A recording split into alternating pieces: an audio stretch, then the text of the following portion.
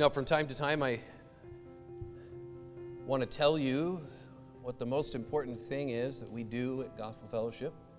Those of you who've been around for a little while know what that is. It's what we're about to do. It's the preaching of God's Word. We don't have a lot of furniture in this church.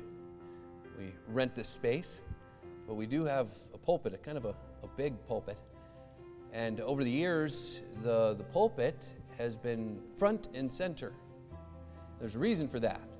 There's a reason it's made of wood, it's big, it's kind of the looming piece of furniture in the room. It's because we focus our attention on the preaching of God's Word. And so as we come together, whether we know a passage well, or we find it difficult, or we've never heard a sermon on it before, we either learn something new about the character of God, or with our stubborn minds, we are reminded again and again and again how we ought to live, how we ought to relate to our God. And so we ask each Lord's Day, by the way, I haven't gotten into the sermon yet. We ask each Lord's Day that as you come, that before you come, that you would look forward to this day, that you would look forward to it as much as you look forward to any vacation, any time with family, any rest and relaxation, a fun event, a fun activity. Not that church is meant to be fun, it's not, it's deadly serious.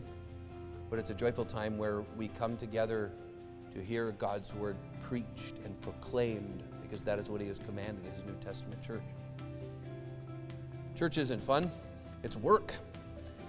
It's work to get up in the morning and get ready and be here and sit there in what some of you might call uncomfortable chairs and pay attention to a sermon and use your diaphragm and muscles to sing songs of praise to our glorious God.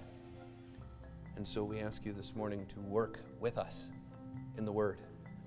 Let your minds be affixed on its truths so that it might penetrate our hearts and effect the change that God desires.